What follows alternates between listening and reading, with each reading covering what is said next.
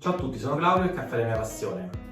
Innanzitutto, prima di iniziare, chi mi segue già da tanto tempo lo sa, voglio premiare qualcuno di voi che mi segue assiduamente e che commenta, è iscritto e partecipa a tutti i miei video, e questo serve per far sì che YouTube capisca che i video sono di vostro interesse e farà sì che il canale crescerà sempre di più. Quindi voglio premiare Fabio Cancelleri, che mi fa piacere se mi scrive nella mia mail personale, mi dà il suo indirizzo, mi dice macchinetta A, avrò piacere a fargli un piccolo omaggio, perché come dico sempre io sono un fortunato e magari mi capita di ricevere dei caffè in degustazione, comunque ho tanti caffè sempre sotto mano che provo, e mi fa piacere dare un piccolo omaggio a voi che mi seguite con tanta passione e siete sempre più numerosi. Quindi Fabio, scrivimi nella mail che trovi sotto in descrizione e continuate a seguirmi sia sul canale commentando, essendo attivi, sia sul canale Telegram dove cerco di mettere delle offerte, sia su Instagram. Mi fa piacere che voi partecipate e mi fa piacere fare un piccolo omaggio. Oggi parleremo di dolce gusto,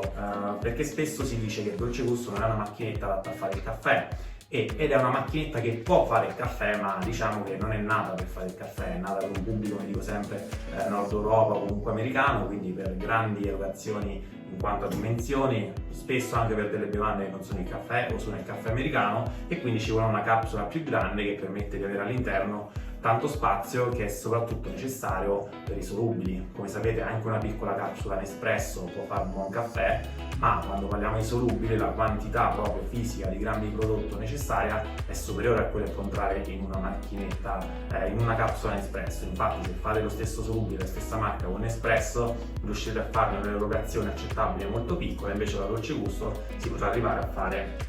una tazza anche ben più grande di quella da caffè, proprio perché la capsula è più grande e è pensata per ospitare più prodotto.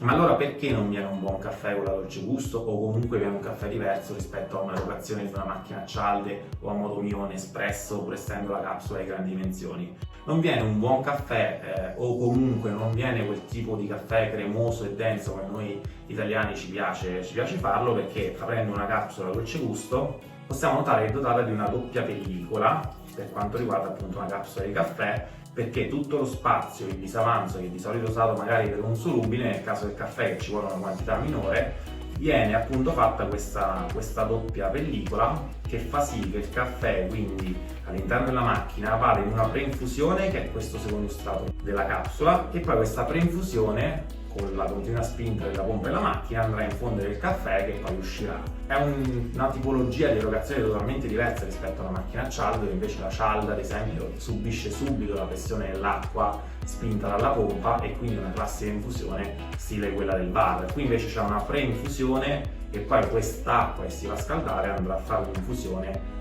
sopra la pellicola del caffè.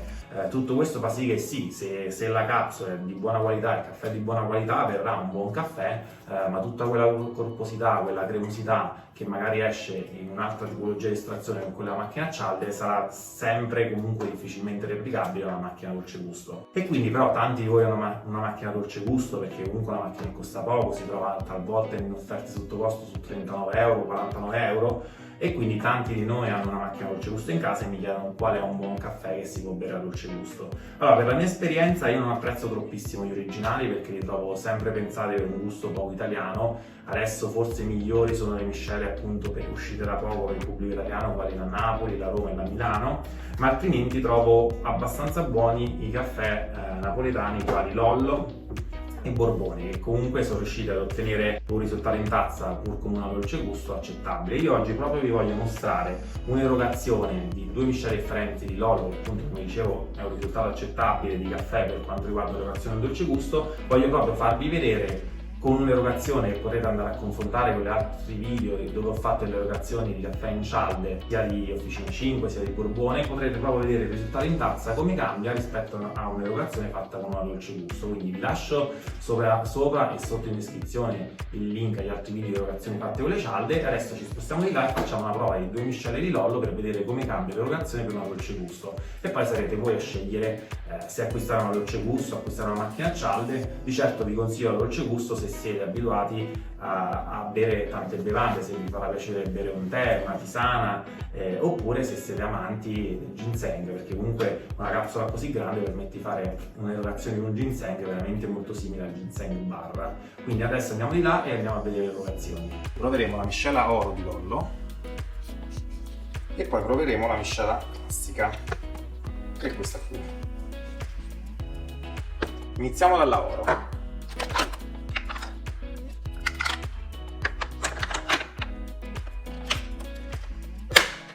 Andiamo a erogare sempre una tazzina per un ristretto singolo.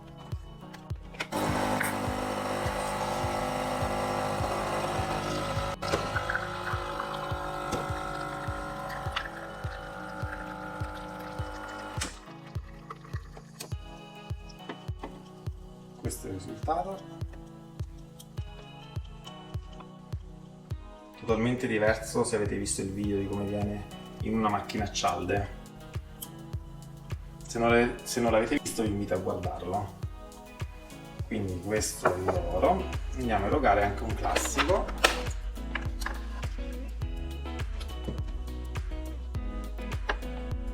Perfetto.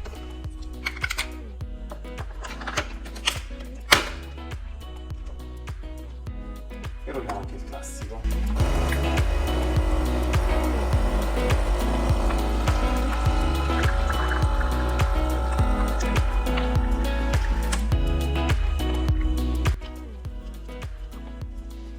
Diciamo che con la dolce gusto il caffè viene sempre molto più schiumoso e quindi diverso dal cremoso a cui siamo abituati di un espresso all'italiana, come anche viene erogato in una cialda. Queste sono le differenze, a destra c'è il lollo classico, a sinistra il lollo oro. Anche nei colori, come potete vedere, il classico ha un colore un po' più intenso, più marrone, invece l'oro è più slavato. Ovviamente questo dipende dalla composizione delle due miscele che non conosciamo, ma sicuramente in quella oro ci sarà una percentuale d'arabica superiore e questo fa sì che il caffè appunto sia differente, come si vede anche a vista d'occhio. Se non avete visto le altre erogazioni vi invito a dare uno sguardo agli altri video che trovate sul canale in cui troverete erogazioni fatte con le altre macchinette come quelle a cialde ad esempio. Ok, come avete visto se l'avete confrontato con gli altri video del mio canale in cui ho erogato delle cialde sono dei risultati in tazza totalmente diversi e questo comunque si ripercuotono anche sul gusto e quindi sarete voi che dovete scegliere se siete amanti di un caffè napoletano forte, corposo e farete soprattutto caffè, allora probabilmente non vi consiglierò una dolce gusto, altrimenti se volete un equilibrio in cui potete fare sia bevande sia caffè, allora la dolce gusto può essere una macchina che può soddisfare le vostre esigenze. Detto questo vi saluto, ricordo a Fabio di iscrivermi alla mia mail così gli invierò un piccolo omaggio e a tutti gli altri commentate questo video perché potreste essere voi a vincere un gradito omaggio magari settimana prossima. Iscrivetevi al canale, vi ringrazio e un saluto alla prossima!